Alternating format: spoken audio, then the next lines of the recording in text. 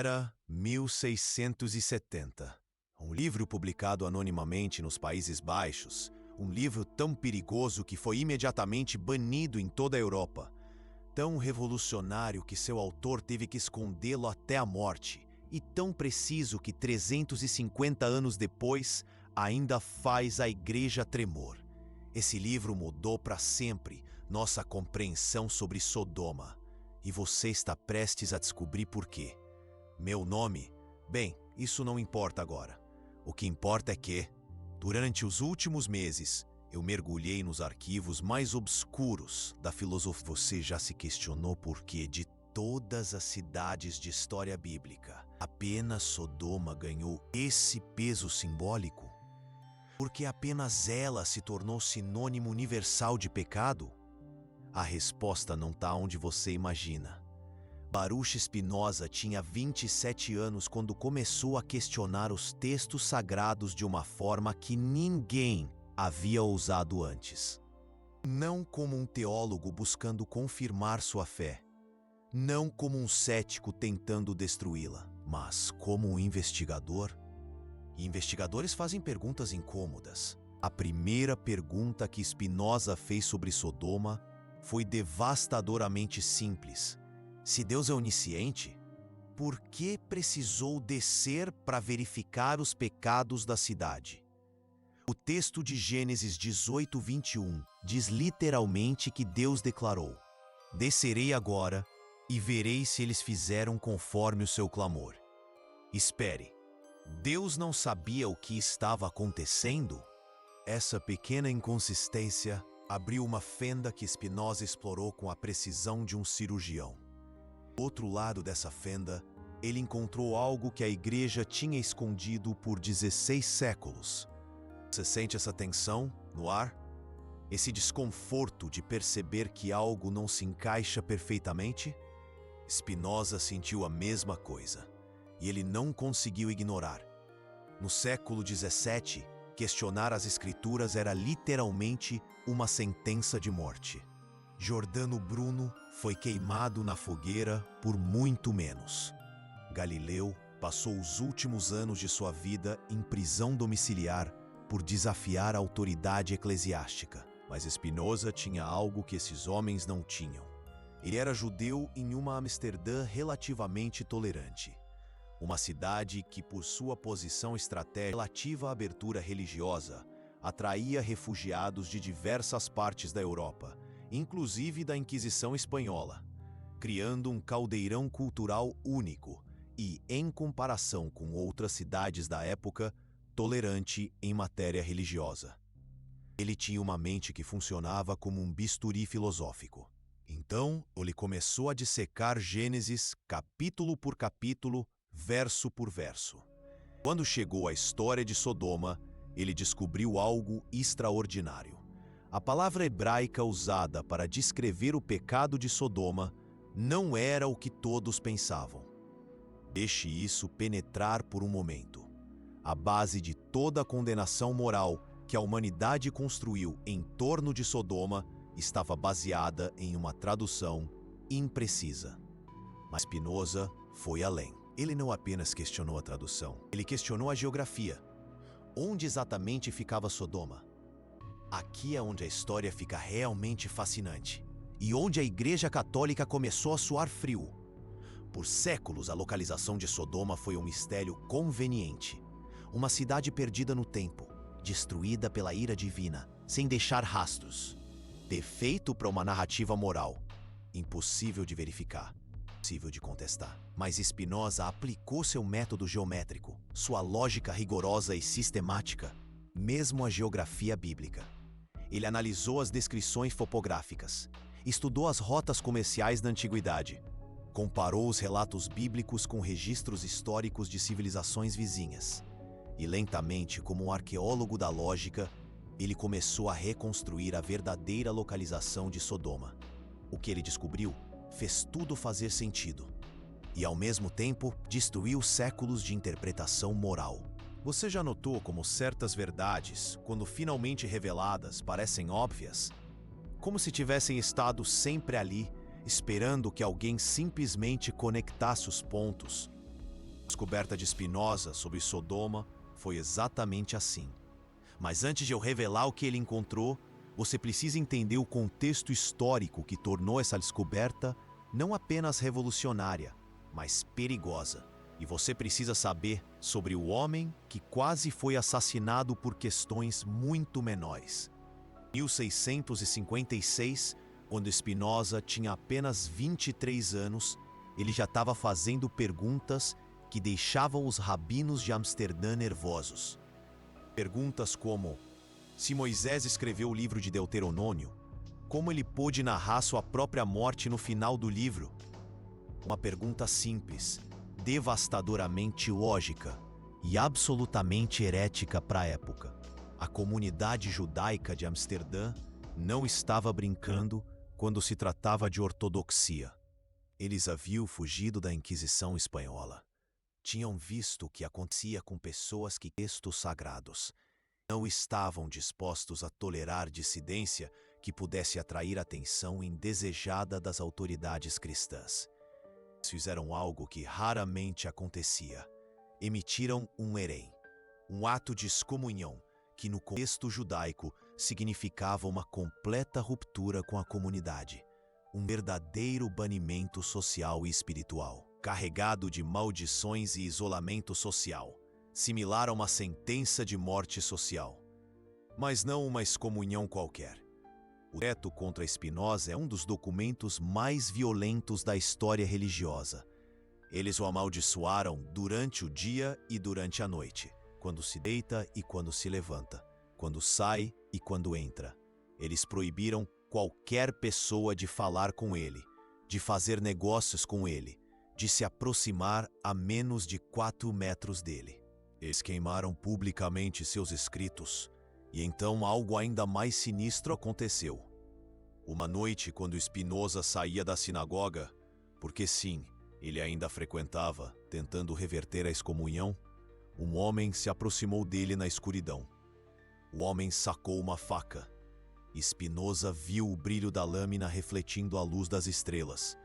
Instintivamente, ele se virou para correr. A faca rasgou seu casaco, chegando a cortar levemente sua pele. Ele sobreviveu por centímetros. Spinoza nunca revelou publicamente quem foi o atacante.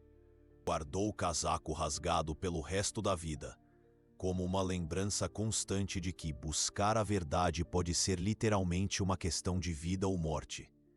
Essa consciência, essa compreensão visceral do perigo que enfrentava, que Spinoza decidiu investigar Sodoma. Imagine a coragem necessária. Imagine saber que sua vida já estava em risco por fazer perguntas básicas sobre a autoria bíblica. E mesmo assim decidir questionar uma das histórias mais centrais da moralidade judaico-cristã. Mas Spinoza tinha algo que seus perseguidores não tinham. Ele tinha a certeza inabalável de que a verdade era mais importante que sua segurança pessoal. No século XVII, a Igreja Católica não era apenas uma instituição religiosa. Era o poder político dominante na Europa. Controlava territórios, exércitos, fortunas e controlava, acima de tudo, a narrativa moral da civilização ocidental. A história de Sodoma era uma das pedras angulares dessa narrativa. Uma cidade tão corrompida que Deus a destruiu completamente. Uma advertência eterna sobre os perigos da devassa moral. Uma justificativa para qualquer punição que a igreja considerasse necessária. Lembrem-se de Sodoma, diziam os sermões. Vejam o que acontece quando uma sociedade abandona os caminhos de Deus. Era uma ferramenta de controle perfeita, imbatível, inquestionável, até Spinoza chegar. Ele começou sua investigação fazendo algo que ninguém havia pensado em fazer. Ele leu o texto hebraico original. Não as traduções latinas, o texto original, palavra por palavra. E a primeira coisa que ele notou foi que a palavra traduzida como sodomia, em todas as versões europeias, não aparecia em lugar nenhum no texto hebraico de Gênesis. Em lugar nenhum. A palavra hebraica usada para descrever o pecado dos sodomitas era Raá. E Raá não significa o que você pensa que significa. Raá significa Sodoma foi destruída por injustiça econômica. Sinta o peso dessa revelação. Séculos de perseguição, de condenação moral, de vidas destruídas baseados em uma tradução incorreta. Mas Spinoza não parou aí, porque ele percebeu que se a igreja havia distorcido a natureza do pecado de Sodoma, talvez tivesse distorcido outras coisas também, como a localização da cidade. Ele voltou aos mapas antigos, estudou as descrições geográficas em Gênesis, comparou com registros assírios e babilônicos da mesma época. Então ele teve uma percepção que mudou tudo. As 4 cidades da planície, Sodoma, Gomorra, Adimá e Zeboim, não estavam localizadas onde todos acreditavam. Não estavam no sul do Mar Morto, na região desolada que os peregrinos cristãos visitavam há séculos. Elas estavam no norte, em uma região que no tempo de Spinoza era próspera, habitada e controlada pelo Império Otomano. Você entende a implicação política disso? Se Spinoza tivesse certo, significava que a igreja havia, durante séculos, direcionado peregrinos para o local errado. Havia construído narrativas históricas em torno de geografia falsa. Havia usado essa geografia falsa para justificar suas interpretações morais. Pior ainda, significava que o local real de Sodoma ainda existia, ainda era habitado, ainda podia ser investigado, e isso era inaceitável. Em 1670, quando Spinoza finalmente publicou suas descobertas no Tratado Teológico Político, ele sabia que estava assinando sua própria sentença de morte intelectual. Mas ele também sabia que estava revelando uma verdade que havia sido suprimida por tempo demais. A reação foi imediata e violenta. O livro foi banido em todo o território católico. Exemplares foram queimados publicamente. Spinoza foi expulso da comunidade judaica de Amsterdã, ironicamente, pelos mesmos motivos que levaram a igreja a condená-lo. Mas a verdade, uma vez revelada, é impossível de esconder completamente. Manuscritos clandestinos do tratado circularam por toda a Europa. Filósofos iluministas como Voltaire e Diderot encontraram nele munição para seus ataques à autoridade eclesiástica. E lentamente, muito lentamente, a verdadeira história de Sodoma começou a emergir. Mas havia um problema. Spinoza havia revelado o que e o onde, mas não havia explicado completamente o porquê. Por que a igreja havia mantido essa distorção por tanto tempo? O que ela ganhava ao localizar Sodoma incorretamente? Por que era tão importante manter a narrativa da destruição por pecado sexual, em vez de injustiça social? A resposta para essas perguntas só emergiria 2 séculos depois, quando arqueólogos finalmente começaram a escavar os locais que Spinoza havia identificado.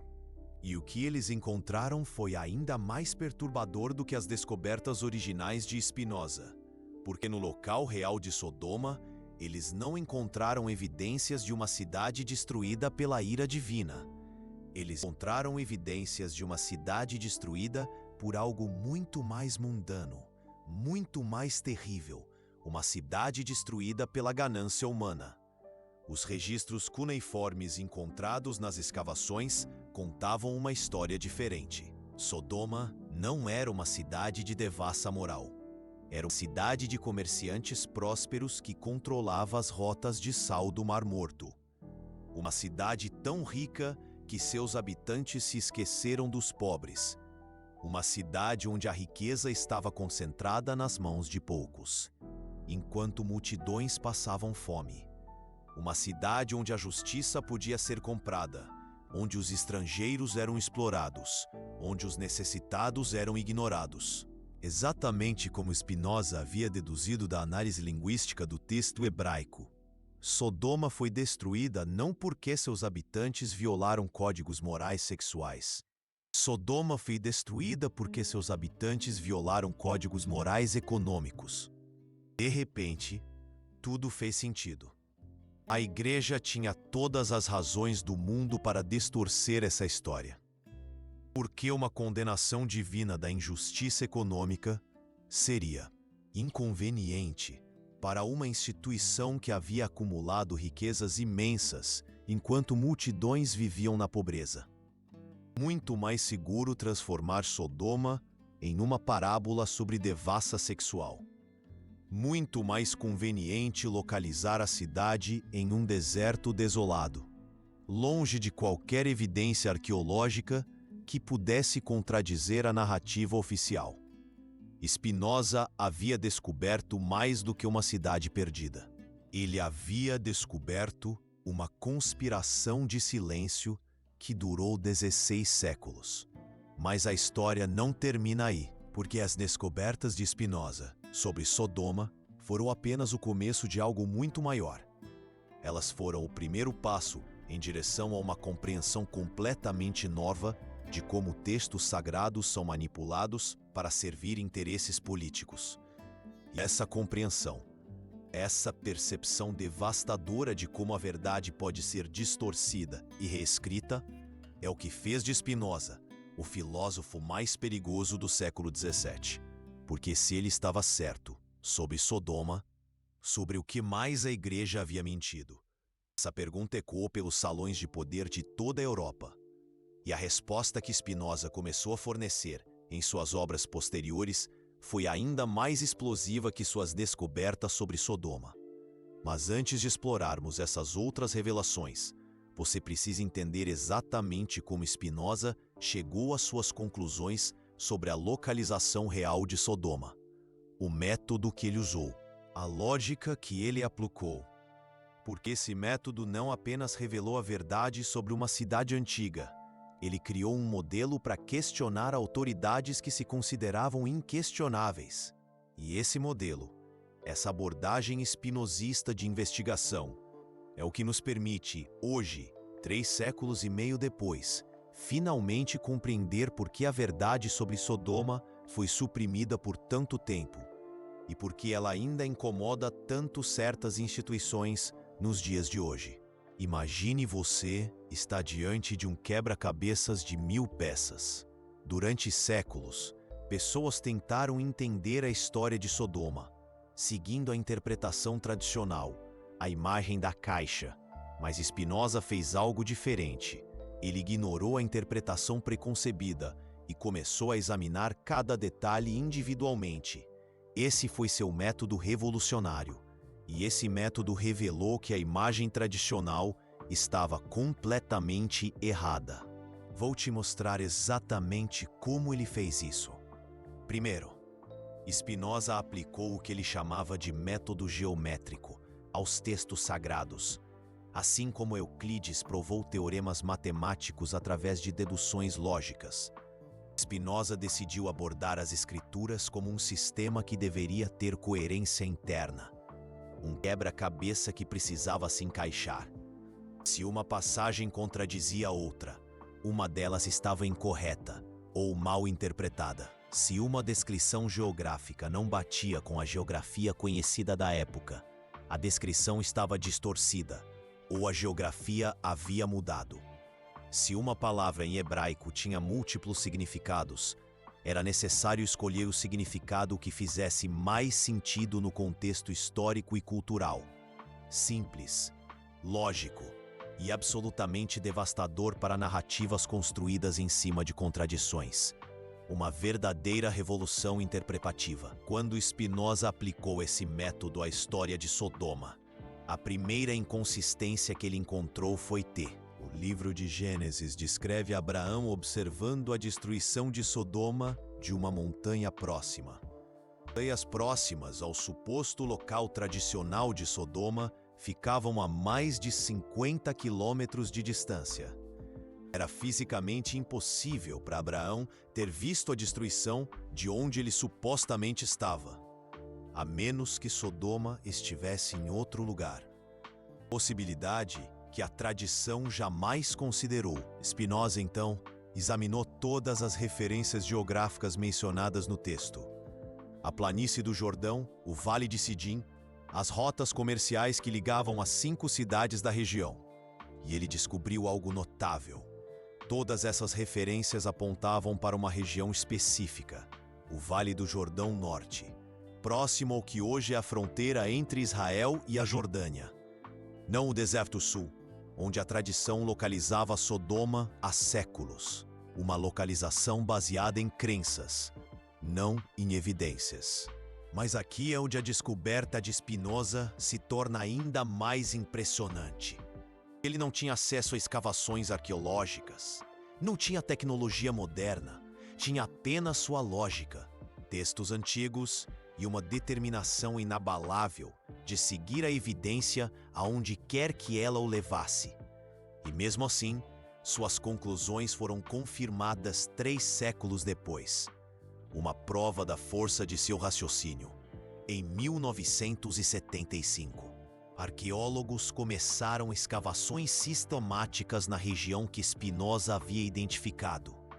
E eles encontraram exatamente o que ele havia previsto: os restos de uma civilização próspera do período descrito no Gênesis. Uma civilização que havia sido destruída não por fogo divino, mas por algo muito mais mundano e muito mais terrível. Terremotos, uma força da natureza implacável. Mas deixe-me ser mais específico sobre o que eles encontraram, porque os detalhes são importantes. A Indiana University liderou algumas das primeiras escavações sérias na região. Em 1978, sua equipe descobriu algo extraordinário no que hoje é conhecido como Tel El-Hammam. Cinza, metros e metros de cinza compactada. Mas não era cinza de madeira queimada, era cinza de pedra pulverizada. Tipo de cinza que só se forma quando rocha sólida é submetida a calor extremo e pressão massiva. O tipo de cinza que se forma durante atividade sísmica intensa. A equipe de Schaub também encontrou algo ainda mais revelador: esferas de vidro microscópicas misturadas com a cinza. Essas esferas só se formam quando a areia é derretida instantaneamente por temperaturas superiores a 1500 graus Celsius. Temperaturas que não existem em incêndios normais. Temperaturas que só existem durante eventos geológicos catastróficos. Em 1983, Stephen Collins começou escavações mais profundas. E o que eles encontraram foi ainda mais impressionante. Esqueletos humanos preservados em posições que sugeriam morte súbita. Pessoas que haviam sido pegas completamente de surpresa. Famílias inteiras encontradas abraçadas, como se estivessem tentando se proteger mutuamente de algo terrível que vinha do céu. Mas aqui está a parte mais chocante. Os esqueletos mostram sinais de trauma por impacto, como se tivessem sido atingidos por objetos caindo do alto. Collins teoriza que não foram apenas terremotos. Foi um evento de impacto aéreo. Possivelmente um meteorito que explodiu na atmosfera sobre a região, criando uma onda de choque que causou terremotos e chuva de detritos superaquecidos. O que a Bíblia descreveu como fogo e enxofre do céu pode ter sido literalmente isso: fragmentos de meteorito em chamas caindo sobre a cidade. De repente, a descrição bíblica não parece mais sobrenatural. Parece como uma tentativa de pessoas da Idade do Bronze de descrever um fenômeno que estava completamente além de sua compreensão científica. Imagine, você é um pastor nômade há 4.000 anos. O céu, de repente, se ilumina com uma luz mais brilhante que o sol. Uma explosão ensurdecedora ecoa pelas montanhas. Pedaços de rocha em chamas começam a cair como chuva. Como você descreveria isso para futuras gerações? Você diria que Deus enviou fogo do céu? Uma explicação para o inexplicável. Mas aqui está o que torna a descoberta de Spinoza ainda mais impressionante. Ele chegou a essa conclusão 300 anos antes de qualquer evidência arqueológica estar disponível, baseado apenas em análise textual e lógica dedutiva. Isso é genialidade pura, um exemplo de raciocínio brilhante e perspicaz. A região do Vale do Jordão Norte fica exatamente em cima de uma falha tectônica ativa. Registros geológicos mostram evidências de atividade sísmica intensa durante o período em que Sodoma teria existido. O que a Bíblia descreveu como fogo do céu foram provavelmente gases inflamáveis liberados durante a atividade sísmica. O que foi descrito como enxofre e fogo foram provavelmente erupções de material vulcânico através de fissuras na terra. Sodoma não foi destruída por julgamento divino. Sodoma foi destruída por um desastre natural, um evento de força incomensurável. Mas aqui está a parte mais fascinante. Isso não torna a história menos significativa. Na verdade, torna-a mais significativa. Porque quando você remove a camada de interpretação sobrenatural, o que resta é uma narrativa muito mais poderosa sobre justiça social. Os registros arqueológicos revelam que Sodoma era, de fato, uma cidade extremamente próspera. Os artefatos encontrados mostram sinais de riqueza concentrada, joias elaboradas, decorações luxuosas, evidências de comércio internacional extenso, mas eles também mostram sinais de desigualdade extrema. Áreas da cidade onde claramente viviam os muito ricos, contrastando com áreas de pobreza desesperadora, exatamente como Spinoza havia deduzido da análise linguística da palavra Ra. Sodoma era uma cidade onde a prosperidade econômica havia criado injustiça social massiva. Quando o desastre natural atingiu, foram os pobres que mais sofreram. Os ricos tinham recursos para fugir, os pobres ficaram para trás. Uma tragédia que ecoa até os nossos dias. A história bíblica de Sodoma, quando vista através da lente de Spinoza, não é uma parábola sobre moralidade sexual. É uma parábola sobre moralidade econômica. É uma advertência sobre o que acontece enquanto multidões vivem na miséria, na necessidade. É uma profecia sobre como desastres naturais afetam desproporcionalmente os mais vulneráveis. Quando as estruturas sociais são injustas, profundamente injustas.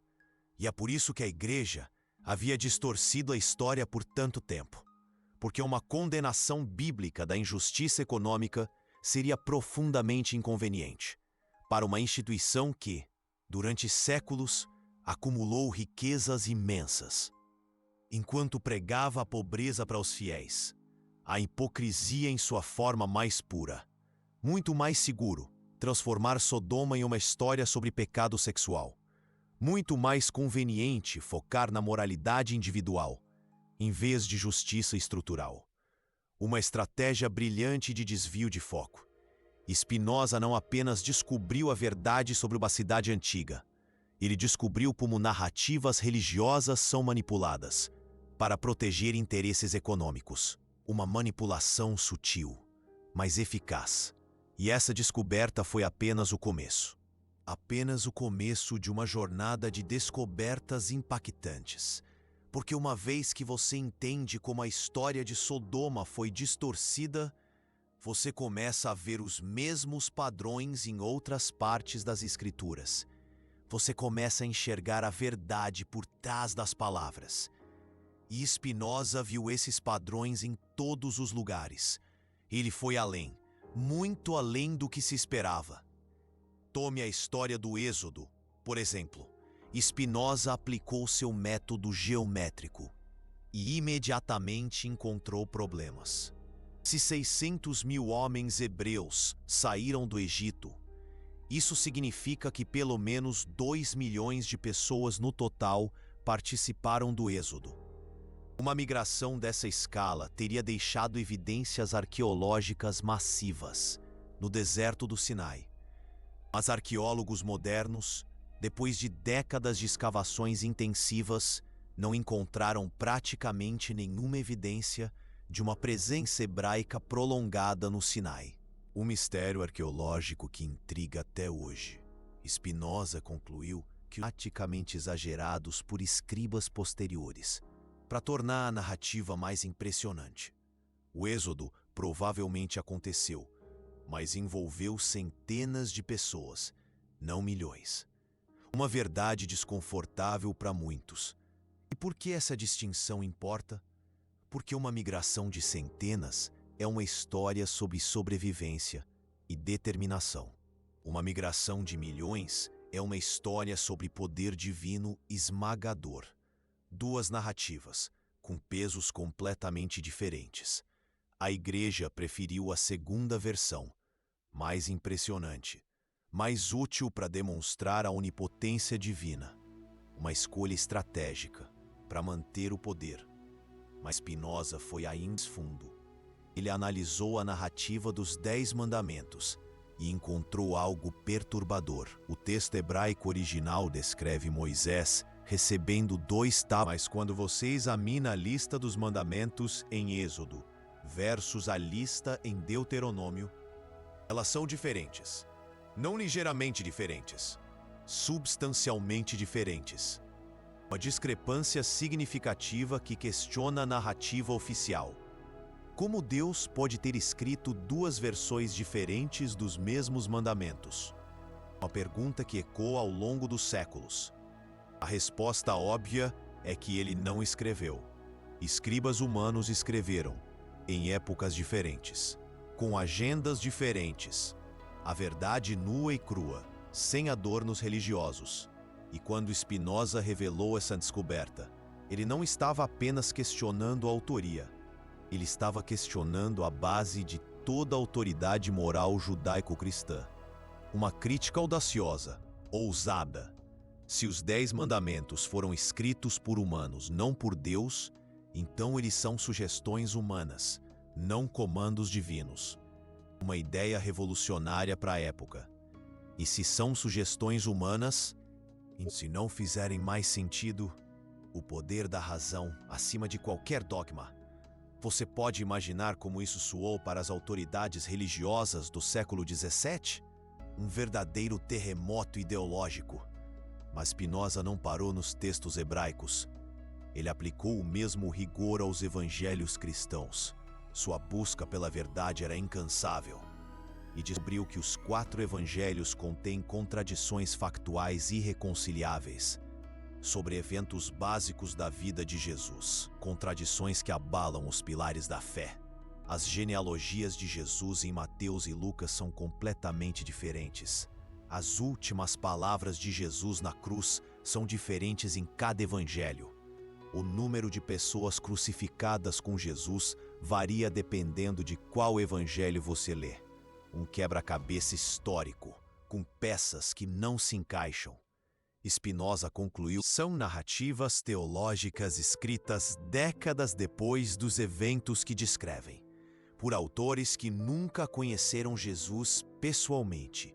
Uma interpretação polêmica, mas fundamentada. Isso não significa que Jesus não existiu. Significa que as histórias sobre ele foram editadas, embelezadas e alteradas para servir propósitos doutrinários específicos. A manipulação da história, a serviço do poder. E essas alterações sempre favoreceram o crescimento do poder institucional da Igreja. Um ciclo vicioso de poder e manipulação.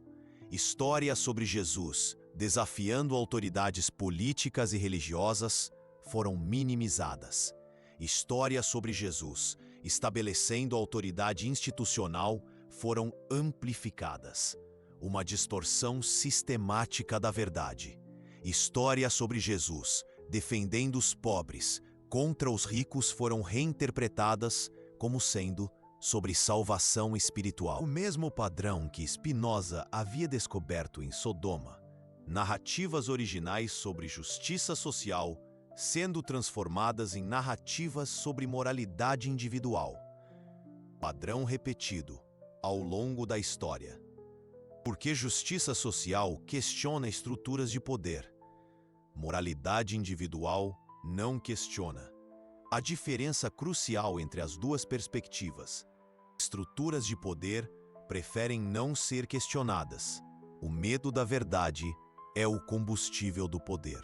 Spinoza documentou dúzias desses padrões. E quanto mais ele descobria, mais claro ficava que praticamente todos os textos sagrados haviam sido sistematicamente editados para servir interesses políticos. Não ocasionalmente, sistematicamente, não por acidente, por design, uma conspiração silenciosa ao longo dos séculos. Em 1673, Spinoza recebeu uma carta inesperada. O eleitor palatino, um dos príncipes mais poderosos do Sacro Império Romano, estava oferecendo a ele uma cátedra de filosofia na Universidade de Heidelberg. Segurança financeira, prestígio acadêmico, proteção política. Uma oportunidade ímpar. Havia apenas uma condição. Spinoza deveria evitar ensinar qualquer coisa que pudesse perturbar a religião publicamente estabelecida. Uma condição inaceitável para Spinoza. Spinoza recusou. Ele escolheu a verdade, acima de todas as coisas.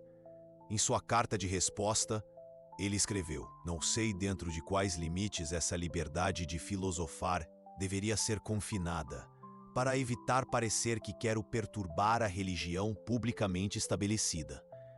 Tanto, você vê que não espero uma vida mais feliz em outro lugar do que aqui." Uma resposta corajosa, digna de admiração. Ele escolheu a verdade sobre a segurança.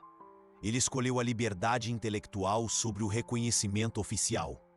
Ele escolheu continuar revelando verdades inconvenientes, em vez de aceitar uma posição. E essa escolha custou a ele mais do que apenas oportunidades acadêmicas. O preço da verdade pode ser alto. Spinoza passou o resto de sua vida documentando essas distorções. E quanto mais ele descobria, mais perigoso ele se tornava para o establishment religioso e político de sua época. Sua ousadia tinha um preço. Em 1677, quando Spinoza morreu aos 44 anos, mas muitos suspeitam de envenenamento. Seus manuscritos foram imediatamente confiscados pelas autoridades. Uma morte suspeita, que alimenta diversas teorias. Mas a história do que aconteceu com esses manuscritos é fascinante por si só. O governo holandês, sob pressão da Igreja Católica, ordenou que todos os escritos de Spinoza fossem destruídos. Agentes oficiais invadiram sua casa em Haia horas após sua morte. Uma tentativa de... Mas os amigos de Spinoza estavam preparados. Eles passaram meses copiando em segredo seus manuscritos mais importantes.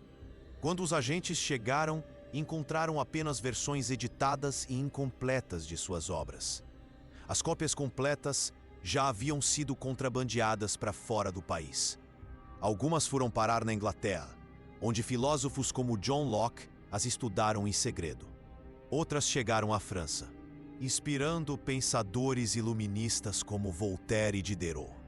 E algumas foram literalmente enterradas, escondidas em baús selados nos porões de casas em Amsterdã, aguardando um momento mais seguro para ressurgirem. Esse momento chegou quase um século depois, durante a Revolução Francesa. Em 1789, quando revolucionários franceses invadiram bibliotecas de mosteiros, encontraram não apenas os manuscritos contrabandeados de Spinoza, mas também registros internos da igreja, detalhando exatamente quais de suas descobertas eram consideradas mais perigosas. A análise de Sodoma. Os documentos da igreja revelam que eles entendiam perfeitamente as implicações das descobertas de Spinoza. Se ele estava certo sobre Sodoma ter sido destruída por injustiça econômica e não por devassidão sexual, Então a base escritural para séculos de política da Igreja estava comprometida. Ora ainda, se Spinoza estivesse certo sobre a localização de Sodoma, significava que evidências físicas poderiam ser encontradas, que contradiriam a narrativa oficial. A Igreja não podia permitir isso. Então eles fizeram algo extraordinário. Desenvolveram uma estratégia coordenada para desacreditar Spinoza, que durou mais de 2 séculos. Primeiro, eles garantiram que seus escritos permanecessem banidos, inacessíveis ao público. Segundo, promoveram interpretações alternativas de suas descobertas, minimizando suas implicações. Terceiro, eles sistematicamente removeram das bibliotecas europeias qualquer texto que mencionasse suas descobertas sobre Sodoma. Foi uma campanha de supressão de informações que durou até o século XX e funcionou extraordinariamente bem.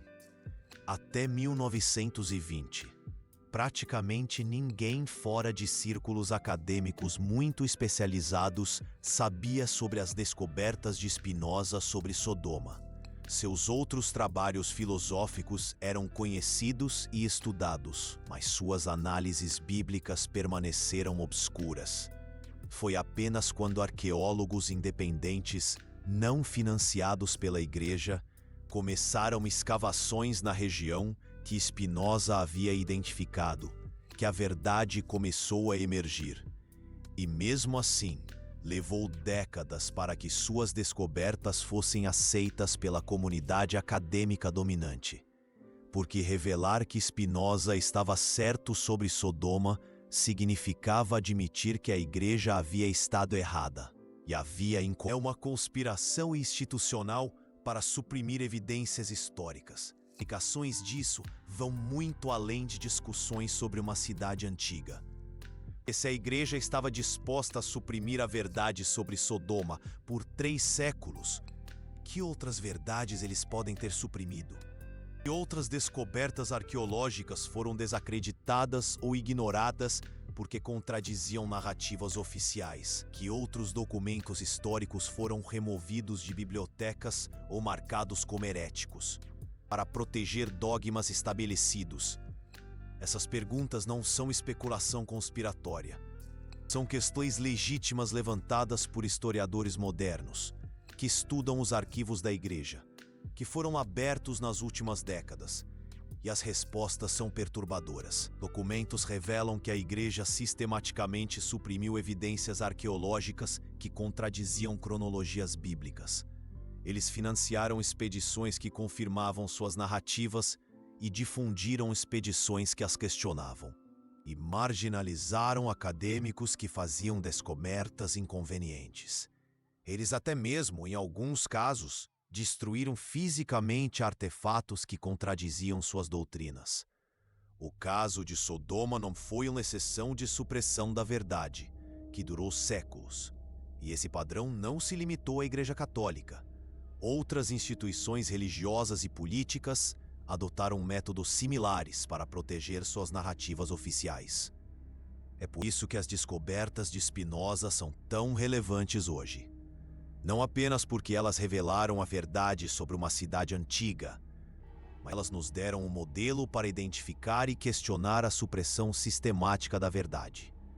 Quando você vê uma narrativa oficial que permanece inalterada por séculos, apesar de evidências contraditórias emergindo, você deve se perguntar: quem se beneficia com essa narrativa permanecendo inalterada? Quando você vê evidências sendo sistematicamente ignoradas ou marginalizadas, você deve se perguntar: que interesses estão sendo protegidos por essa ignorância? Quando você vê acadêmicos sendo desacreditados por fazer descobertas específicas, você deve se perguntar: que descobertas são consideradas perigosas demais para serem aceitas? Essas são as perguntas que Spinoza nos ensinou a fazer, e elas são tão relevantes hoje quanto eram no século XVII. Mas aqui está o que é mais impressionante sobre o legado de Spinoza. Seu método de investigação se tornou a base do pensamento crítico moderno. Quando historiadores hoje questionam narrativas oficiais, eles estão usando o método de Spinoza. Quando arqueólogos usam evidências físicas para verificar afirmações textuais, eles estão seguindo o modelo de Spinoza. Quando qualquer pessoa decide examinar uma afirmação de autoridade através da lente da lógica e da evidência, em vez de simplesmente aceitar porque a autoridade disse, ela está aplicando a abordagem espinosista. E é por isso que, 350 anos depois, as descobertas de Spinoza sobre Sodoma ainda são relevantes. Não porque elas nos dizem algo sobre uma cidade antiga que foi destruída há milhares de anos, mas porque elas nos ensinam a questionar narrativas que são apresentadas como verdades inquestionáveis. Elas nos mostram que autoridades religiosas, políticas, acadêmicas podem estar erradas. E que, quando estão erradas, muitas vezes têm interesse em manter seus erros em vez de corrigi-los. Elas nos lembram que a verdade nem sempre é conveniente para quem está no poder. E elas nos dão ferramentas para descobrir a verdade por nós mesmos, em vez de simplesmente aceitar o que nos dizem. Hoje, quando você ouve uma narrativa oficial sobre qualquer assunto, seja histórico, político, científico, você pode aplicar o método de Spinoza. E deixe-me dar exemplos concretos de como isso funciona na prática. Em 2003, quando governos ocidentais afirmaram que o Iraque possuía armas de destruição em massa, o método de Spinoza nos teria feito questionar: onde estão as provas físicas? Quem se beneficia com essa história? Que interesses estão por trás dessa afirmação? As respostas a essas perguntas teriam revelado a verdade anos antes de sua admissão oficial. Em 2008, quando instituições financeiras garantiam que a economia estava sólida como uma rocha, semanas antes do colapso global, o método de Spinoza nos teria levado a examinar as contradições internas nos próprios dados divulgados por essas instituições.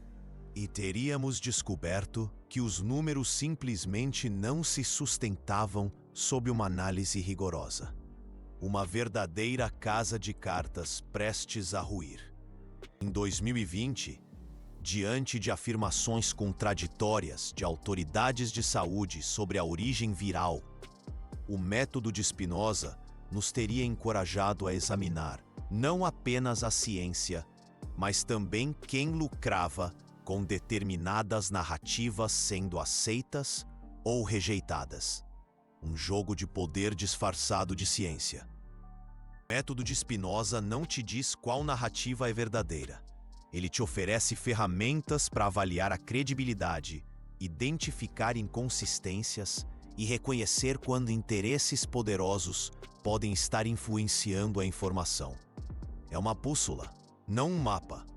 Mas eis o mais importante: o método de Spinoza também se aplica às narrativas em que você quer acreditar. Se você é conservador, aplique o método de Spinoza às narrativas conservadoras. Examine suas contradições internas. Pergunte quem se beneficia com elas. Esquerda, faça o mesmo com as de esquerda. Se você é religioso, aplique o método às doutrinas de sua própria fé. Se você é ateu, aplique o método às suas próprias convicções sobre religião. A descoberta mais significativa de Spinoza não foi sobre Sodoma especificamente. Foi universal de distorcer a verdade para proteger interesses estabelecidos.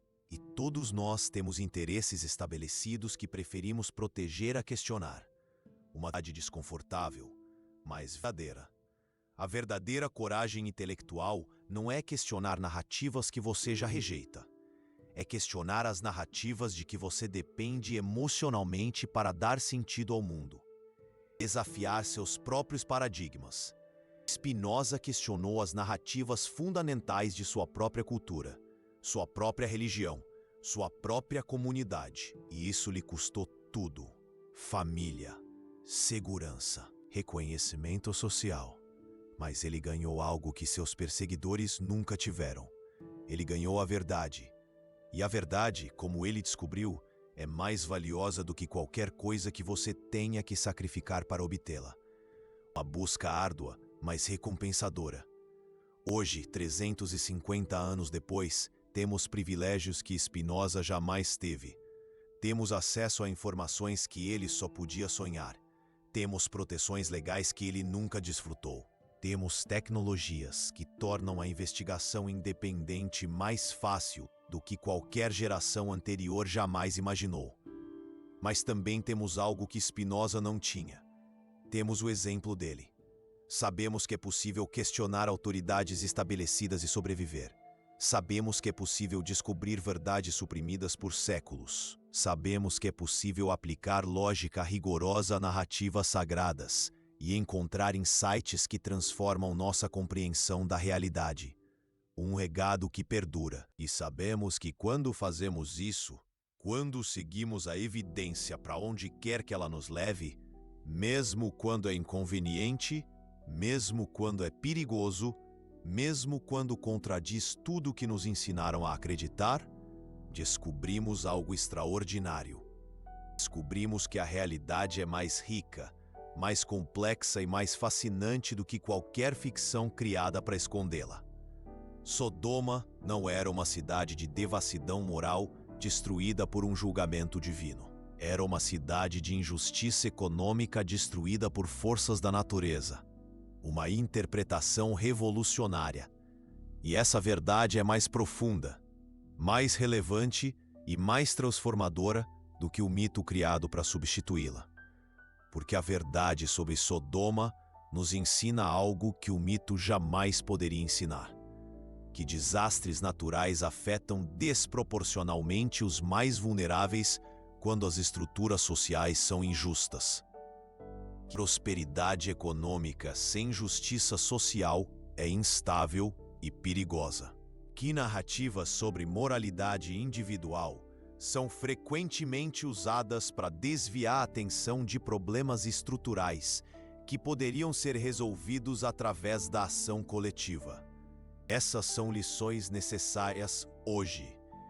Lições mais urgentes agora do que no tempo de Spinoza, porque hoje, como no tempo de Sodoma, temos sociedades onde a riqueza extrema coexiste com a pobreza extrema.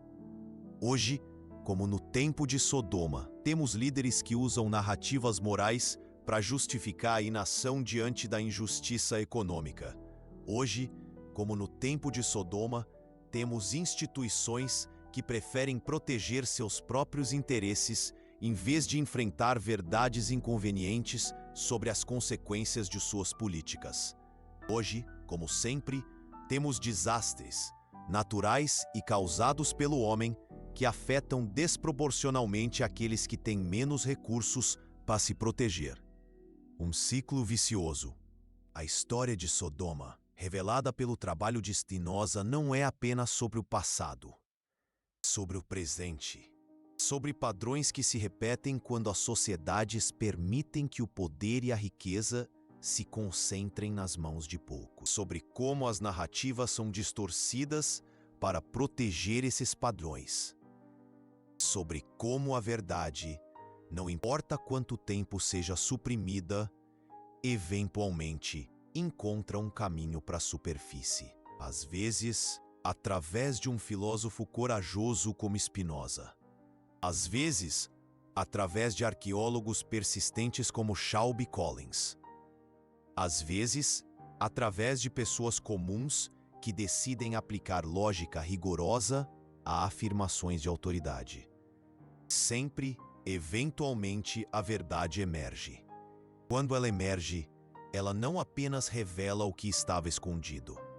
Ela revela por que foi escondido. Ela revela quem se beneficiava com a mentira. Ela revela que interesses foram protegidos às custas da verdade. E ela revela que outras verdades podem estar esperando para serem descobertas. A descoberta de Spinoza sobre Sodoma foi apenas o começo. Foi a primeira peça de um quebra-cabeça muito maior sobre como as autoridades manipulam narrativas para manter o poder. E esse quebra-cabeça ainda está sendo montado. Cada vez que alguém aplica o método de Spinoza a uma narrativa oficial e descobre inconsistências, uma nova peça é adicionada. Cada vez que alguém tem a coragem de fazer perguntas incômodas sobre verdades aceitas, o quebra-cabeça fica mais claro. Cada vez que alguém escolhe seguir a evidência em vez da conveniência, mais da imagem total é revelada. E a imagem que está emergindo é extraordinária. É a imagem de uma humanidade capaz de descobrir verdades profundas sobre si mesma e seu universo. Quando tem a coragem de questionar narrativas que limitam essa descoberta. Uma mensagem de esperança e desafio. É a imagem de um futuro onde a verdade não é propriedade de nenhuma instituição, mas é descoberta através de uma investigação coletiva, honesta. Um futuro onde a busca pela verdade é um trabalho conjunto, uma construção coletiva. A imagem de um mundo, pessoas comuns, brasileiros comuns, têm as ferramentas e a coragem para questionar autoridades quando necessário e aceitar verdades, quando elas são demonstradas através de evidências rigorosas. Imagine, por exemplo, um grupo de ativistas investigando um caso de corrupção, usando dados abertos para mostrar a verdade, desafiando o poder estabelecido. Esse futuro não é garantido. Requer esforço constante. Requer pessoas dispostas a pagar o preço que Spinoza pagou. A disposição de escolher a verdade sobre a popularidade, a evidência sobre a conveniência, a integridade intelectual sobre a segurança social. Sacrifício que ressoa com a luta de tantos brasileiros que defenderam seus ideais, mesmo diante de grandes riscos. Mas é possível. E a prova de que é possível está na história de um jovem filósofo judeu em Amsterdã, que decidiu, 350 anos atrás, que descobrir a verdade sobre uma cidade antiga era mais importante que manter sua segurança pessoal. Uma decisão que exige muita reflexão. Uma escolha que ressoa na trajetória de inúmeros pensadores brasileiros que desafiaram o status quo. Conseguiu. A verdade que ele descobriu sobreviveu a séculos de supressão. E hoje essa verdade está mais viva e mais relevante do que nunca. Não apenas como uma lição de história, mas como um modelo para o futuro. Um futuro onde a verdade sempre encontra um caminho para a luz, mesmo quando ela tem que esperar 300 anos para ser ouvida. Mesmo quando ela desafia as narrativas mais fundamentais de nossa civilização.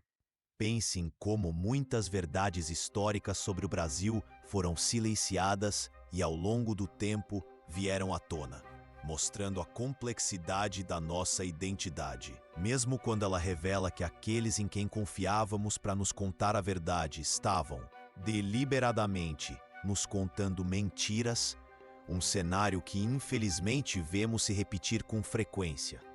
Pense nos casos de desinformação que vemos na nossa sociedade. A verdade sempre encontra um caminho, e quando ela emerge, como emergiu através do trabalho de Spinoza, ela não apenas ilumina o que estava escondido, ela ilumina quem somos, quando temos coragem de enfrentá-la. E ela ilumina quem podemos nos tornar, quando paramos de permitir que outros decidam por nós o que é verdadeiro e o que não é. Uma reflexão que nos convida a questionar nossa própria capacidade de discernir a verdade, de pensar por nós mesmos. Essa é a herança de Spinoza, essa é a lição de Sodoma, e essa é a oportunidade que está diante de cada um de nós, hoje, neste momento, a oportunidade de escolher a verdade sobre a conveniência, a evidência sobre a autoridade, a coragem sobre a segurança e a descoberta sobre a aceitação passiva. Porque se há uma coisa que a história de Sodoma nos ensina, é esta. A verdade não está esperando por nós em algum lugar distante.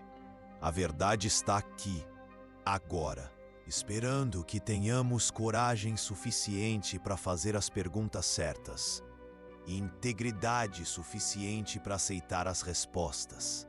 Não importa quão inconvenientes elas sejam. Uma verdade que pode ser desconfortável, mas necessária para nosso crescimento. Esse é o legado de Spinoza. Esse é o poder da verdade. E esse é o futuro que está ao alcance de qualquer pessoa disposta a aplicar o método que um jovem filósofo judeu desenvolveu há 350 anos para descobrir o que realmente aconteceu na cidade perdida no tempo. Uma cidade chamada Sodoma. Uma cidade que, graças ao trabalho de Spinoza, não está mais perdida. Ela foi encontrada. E com ela foi encontrada uma verdade que mudou tudo o que pensávamos saber sobre história, autoridade e coragem de questionar narrativas que preferimos não examinar. Essa verdade ainda está aqui, ainda está disponível, ainda está esperando por nós. A única pergunta é: temos coragem suficiente para aceitá-la?